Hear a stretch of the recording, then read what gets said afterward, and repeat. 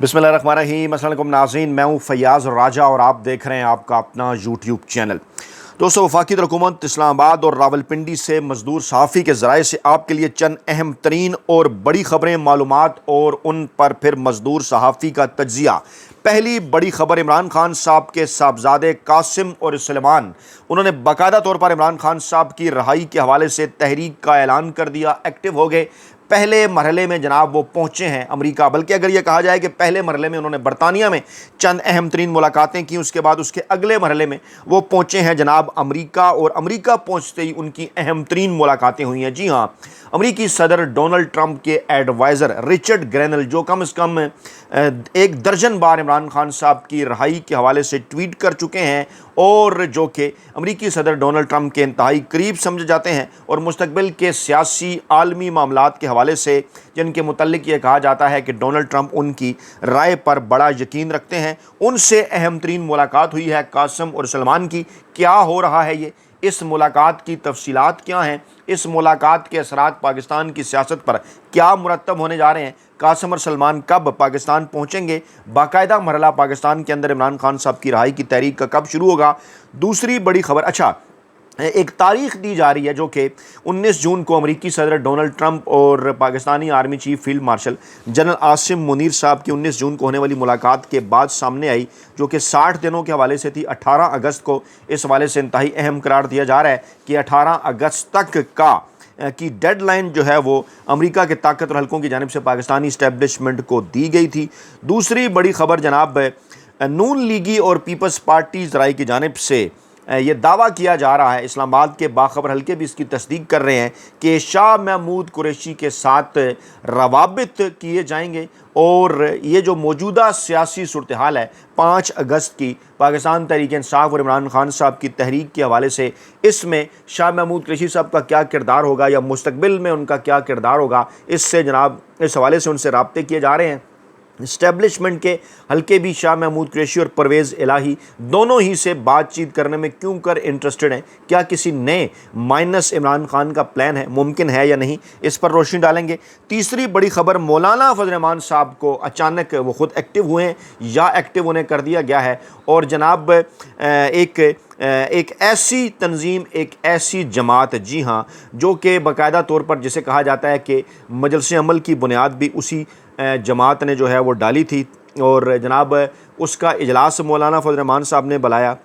और जनाब उसके अंदर जो पुराने उनके दोस्त थे, मजहबी सियासी रहनुमा, पाकिस्तान के तमाम फ़िरक़ों से ताल्लुक़ रखने वाले, जनाब उन्होंने इसके अंदर जो है वो इकट्ठा किया है। और अब ये इत्तलात हैं कि आगे पाकिस्तान की जो मजहबी सियासी जमातें हैं जो कभी मुत्तहिदा मजलिस अमल के जनाब नाम से इकट्ठी हुई थी, उनको जनाब दोबारा एक्टिव करने के ऊपर गौर क्यों कर और कैसे किया जा रहा है। इमरान खान और पाकिस्तान तहरीक इंसाफ की रहाई के साथ इसका क्या ताल्लुक़ है, इसके ऊपर भी जनाब रोशनी डालते हैं। तो जनाब पहली बड़ी खबर, जनाब इमरान खान के साहबजादों ने पाकिस्तान आने से कबल रिचर्ड ग्रेनल से उन्होंने अमेरिका के अंदर मुलाकात की है। वो साबिक अमेरिकी इंटेलिजेंस चीफ़ हैं और इस वक्त अमेरिका में वो सदर ट्रंप के एडवाइज़र हैं, और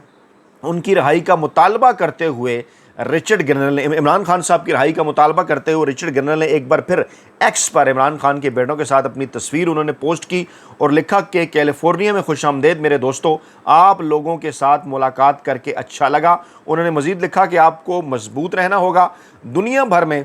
करोड़ों लोग सियासी इंतकामी कार्रवाइयों से तंग आ चुके हैं, आप अकेले नहीं हैं। साथ ही उन्होंने एक बार फिर इमरान खान की रहाई का मुतालबा करते हुए फ्री इमरान खान का हैशटैग भी उन्होंने इस्तेमाल किया, और इसके बाद पाकिस्तान तहरीक इंसाफ के कई रहनुमा और पाकिस्तान तहरीक इंसाफ के जो हामी सारफीन हैं बड़ी तादाद में, वो सोशल मीडिया के ऊपर रिचर्ड ग्रेनल का शुक्रिया अदा करते नजर आए और इमरान खान की रहाई का मुतालबा उन्होंने भी किया। और नूर कक्कड़, उन्होंने इस मुलाकात पर तबसरा करते हुए लिखा कि कासिम और सलमान की रिचर्ड ग्रेनल से मुलाकात के बाद पाकिस्तानी हुकूमत में हलचल तो जनाब हुई होगी, और जनाब जो सो गए थे वो तो जनाब जाग तो जो है वो ज़रूर गए होंगे। और इस मुलाकात के ऊपर तबसरे सोशल मीडिया के ऊपर जारी हैं। हमारे साफ़ी दोस्त इमरान रियाज खान साहब ने लिखा कि रिचर्ड ग्रेनल की ट्वीट का सादा मतलब है और भी गम है ज़माने में। जी हाँ, और मोहम्मद ज़फ़ीर साहब ने लिखा कि ये पहला पड़ाव है, देखिए अब इस हवाले से जो है वो आगे क्या होता है। इस वक्त वो अमेरिका के अंदर मौजूद है, इमरान खान साहब के साहबजादे, और खुर्शीद आलम खान साहब का यह कहना है कि वो जल्द जो है वो पाकिस्तान का रुख करने जा रहे हैं। और कहा यह जा रहा है कि खून आखिर खून होता है, पाकिस्तान तहरीक इंसाफ की मर्ज़ी की आदत जो कुछ ना कर पाई वो कासम और सलमान ने पीछे हटे बगैर जो है वो कर डाला है। अब उम्मीद की जा रही है हमें इनसे डोनाल्ड ट्रंप की मुलाकात का इंतज़ार है, एक एक्स सारफ ने यह भी लिखा। अच्छा, इमरान खान साहब ने 5 अगस्त को एक मुल्कगीर एहतजाज की गाल दे रखी है जिस पर पाकिस्तान तहरीक इंसाफ के बानी रहनुमा इमरान खान साहब की बहन अलीमा खान साहबा ये बात कह चुकी हैं, ऐलान कर चुकी हैं कि इमरान खान के बेटे कासिम और सलमान जो है वो पाकिस्तान तहरीक इंसाफ की जो एहतजाजी तहरीक है उसका वो हिस्सा बनेंगे। और इस पर राना सनाउल्लाह साहब ने यह कहा था कि जनाब अगर वो आकर किसी तहरीक में हिस्सा लेंगे तो वो गिरफ़्तार हो गए और फिर बरतानिया की एम्बेसी उन्हें जो है वो बाज़याब कराएगी, जिस पर जो है वो जुमैमा गोल्डस्मिथ ने सख्त रद्दअमल देते हुए ये कहा था कि ऐसा किसी जमहूरियत या फ़ाल रियासत में नहीं होता, ये सियासत नहीं ज़ाती इंतकाम है। लेकिन बहरहाल कासिम और सलमान की जो मुलाकात है इससे जनाब इस वक्त एक बड़ी हलचल है, और ये एक मुलाकात ऐसे मौके के ऊपर हुई है जब कल से सोशल मीडिया के ऊपर इस किस्म के तज्जिए किए जा रहे हैं कि शाह महमूद कुरैशी साहब रहा हो गई, बाकियों को जो है वो सज़ा हो गई। क्या मतलब है इसका? इस पर इंटरनेशनल मीडिया भी रिपोर्ट कर रहा है, आज भी इस पर इंटरनेशनल मीडिया ने भी रिपोर्ट किया। BBC इसके ऊपर बात कर रहा है कि जहां यास्मीन राशिद को, मियां महमूद रशीद को, एजाज चौधरी को, उमर सरफराज चीमा को 10-10 साल कैद की सज़ाएं हुई हैं, वहां PTI के जो सीनियर रहनुमा हैं, जो नायब कप्तान हैं शाह महमूद कुरैशी, उनको इस मुकदमे से बरी किया गया है। और इसी तरह से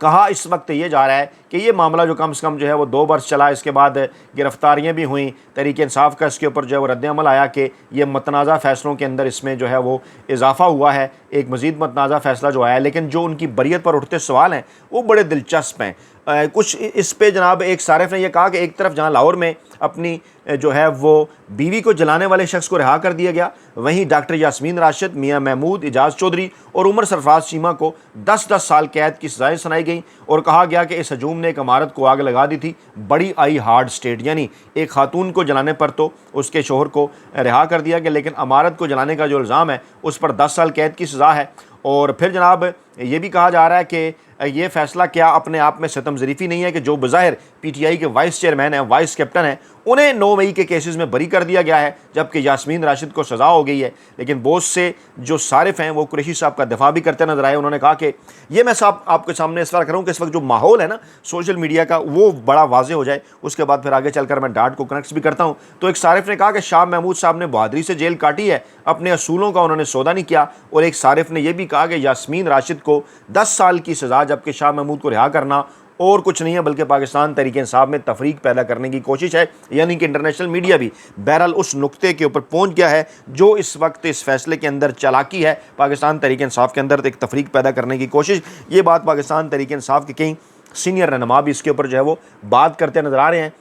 सलमान अकरम राजा साहब ने कहा कि यह कहना कबल अज़ वक्त है कि शाह महमूद कुरैशी पार्टी की क़यादत संभालेंगे या नहीं। अभी उन पर 8-9 मुकदमात जो हैं वो बाकी हैं। हम पहले भी लड़ रहे थे अदलिया की आज़ादी के लिए, आगे भी लड़ते रहेंगे। पूरे निज़ाम को इन्होंने कंट्रोल कर रखा है, लेकिन हम जो अपनी जद्दोजहद है वो जारी रखेंगे। लेकिन उनका यह बयान बड़ा इंपॉर्टेंट है कि ये अभी वाज़ेह नहीं है कि वो क़यादत करेंगे या नहीं, क्योंकि उन पर अभी मुकदमात हैं। और अली मीन गंडापुर साहब ने भी जहाँ उनकी रहाई को वेलकम किया, वहाँ पर उन्होंने कहा कि हम इमरान खान की गैर कानूनी गैर आइनी गिरफ्तारी और सज़ा को जो है वो नहीं मानते और हम इसके ख़िलाफ़ जो है वो जद्दोजहद जारी रखेंगे। अच्छा, अब 5 अगस्त की तहरीक के हवाले से कुछ सवालात हैं शाह महमूद कुरैशी साहब के भी बाहर आने के बाद, और उसके बाद फिर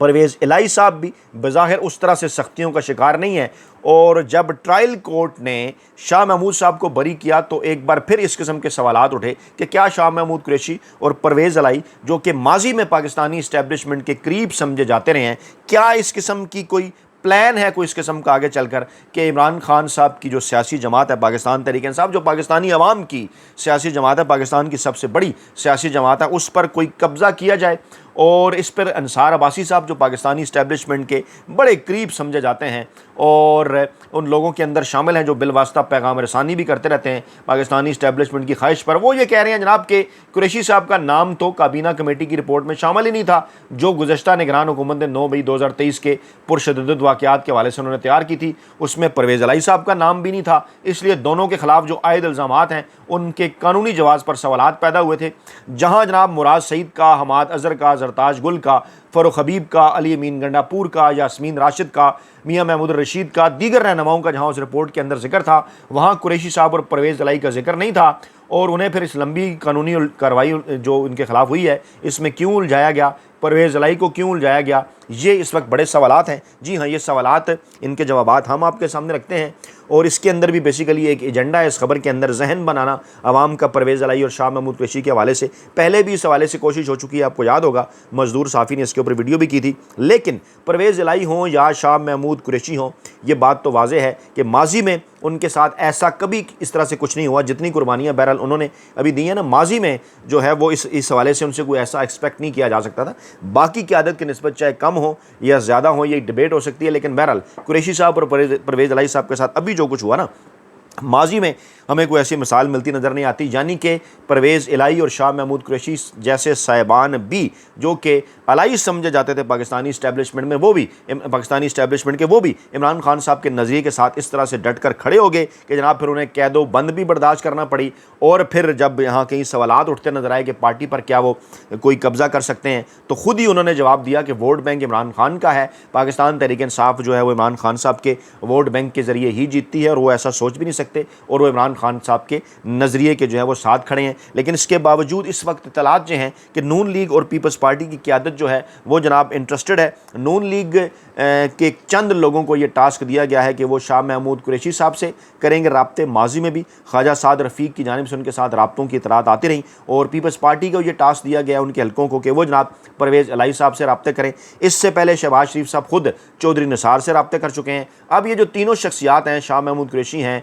परवेज़ इलाही हैं, चौधरी निसार हैं, ये 90 की दहाई के ही सियासतदान हैं, जो कि जनाब मियाँ नवाज शरीफ साहब के भी माजी के अंदर जो हैं वो बड़े करीब रहे हैं। उसके बाद उनके दरमियान इख्तलाफात भी पैदा हुए, लेकिन अभी दोबारा से शहबाज शरीफ का मिलना और इनकी रहाई के बाद इनका एक्टिव होना मुमकिन तौर पर ये कुछ सवालात पैदा करता है कि 5 अगस्त की तहरीक से पहले हुकूमत, क्योंकि जो है वो बल्कि हुकूमत से बढ़कर जो ताकतवर हल्के हैं वो इमरान खान साहब से कोई ना कोई डील बनाना चाहते हैं, NRO करना चाहते हैं। और सिर्फ 5 अगस्त नहीं बल्कि 18 अगस्त की जो तारीख है वो भी बड़ी अहम है। और अंदाज़ा हो चुका है ताकतवर हल्कों को कि कासिम और सलमान को आइनी और कानूनी तौर पर तो उस तरह से पाकिस्तान आने से नहीं रोका जा सकता। अगर वो इमरान खान साहब से अपने वालिद से मुलाकात की ख्वाहिश का इज़हार करते हैं तो फिर भी बड़ी खबर बनेगी।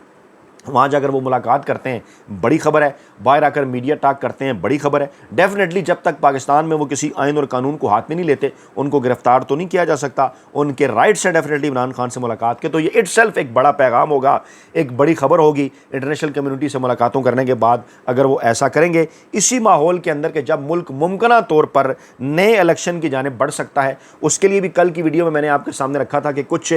स्टेक होल्डर्स को एक्टिव किया गया है, जैसे मौलाना फजल रहमान साहब, वो भी इस कोशिश में मसरूफ़ नज़र आ रहे हैं कि जनाब जो माजी की मुत्तहिदा मजलिस अमल है, जिसके अंदर जमात इस्लामी भी हुआ करती थी, जमीयत उलमा पाकिस्तान भी हुआ करती थी, जिसमें जो है वो अहले तशय्युअ मकतब फ़िक्र की जमातें भी, बरेलवी मकतब फ़िक्र की जमातें भी, अहले हदीस मकतब फ़िक्र की जमातें भी, देवबंदी मकतब फ़िक्र की जमातें भी शामिल हुआ करती थी। उनको दोबारा से उन्होंने एक्टिव किया है। साजिद नकवी साहब ने जो है वो मेज़बानी की है, और दीगर तमाम तर जो मजहबी सियासी जमातों के रहनुमा हैं वो भी इकट्ठे हुए हैं। फ़िलहाल बयानात तो ये दिए हैं कि पाकिस्तान के अंदर हालात जो है वो इस किस्म के हैं कि जनाब इस्टेब्लिशमेंट और मौजूदा हुकूमत उसको नहीं संभाल पा रही। लेकिन मुस्तकबिल के अंदर जो पेशबीनी नज़र आती है वो यही है कि वोट बैंक जो है ना, उसको इस तरह से तकसीम किया जाए, ज़्यादा से ज़्यादा इत्तेहाद बनाकर, और जो है वो फाटा को KPK से अलग करके बलूचिस्तान के अंदर सीटें बढ़ा के, यानी एक ऐसा निज़ाम तरतीब दिया जाए। मैंने आपसे वादा किया था कि इस पर मैं एक तफसीली वीडियो करूँगा, मैं अभी वो नहीं कर सका। दादो शुमार मैं इकट्ठे कर रहा हूँ कि बेसिकली प्लान क्या है, 266 के ऐवान को किस तरह से तकसीम करना है सूबों के अंदर और किस तरह से सियासी जमातों के अंदर, ताकि कोई भी सियासी जमात जो है वो 50 से 75 के दरमियान तक की नशस्तें हासिल कर सके, ज़्यादा आगे ना जाए। यानी 266 में 133 की सादा अक्सियत, यानी जहाँ इमरान खान और पाकिस्तान तहरीक इंसाफ इस वक्त इस पोजीशन में है कि वो 2/3 अक्सियत बासानी के साथ हासिल कर सकते हैं। लेकिन ऐसी सूरत हाल के अंदर रवायती सियासी दुकानें बंद हो जाएंगी। पाकिस्तान के जो रवायती ताकतवर हल्के हैं जो हमेशा से पाकिस्तान के अंदर हुक्मरान रहे हैं, वो उस तरह से जनाब उनका जो है वो ताकत के मरकज़ के ऊपर जो उनका कंट्रोल है वो वीक हो जाएगा। तो ऐसा डेफिनेटली कुछ मखसूस हल्के नहीं चाहते, पाकिस्तान का रवायती सियासी माफिया भी नहीं चाहता। तो जहाँ एक तरफ दो धाई अक्सियत है, वहाँ दूसरी तरफ ये कोशिशें हो रही हैं कि कोई एक सियासी जमात जो है वो सादा अक्सियत तो दूर की बात, वो 100 नशिस्तें भी हासिल ना कर सके, बल्कि उसे 50 और 75 के दरमियान जो है वो महदूद कर दिया जाए, ताकि असल जो इक़्तिदार है, ताकि जो असल ताकत है वो वहीं रहे जो पाकिस्तान के अंदर जो है वो गुज़श्ता तकरीबन 75 बरसों से मौजूद रही है। लेकिन इस वक्त जो एक माहौल बदल रहा है, जो नौजवान नस्ल बेदार हो चुकी है और जो इमरान खान जिस तहरीक का ऐलान कर चुके हैं, ये यकीनन बाज़ इसके ऊपर तजिया नगार ये बात करते नज़र आ रहे हैं कि ये पाकिस्तान में बड़ी तब्दीली का पेश खैमा जो है वो साबित हो सकती है। अपना बहुत ख्याल रखिएगा, दुआ में याद रखिएगा। नई वीडियो के साथ जल्द हाजिर होंगे। अल्लाह ने के बाद।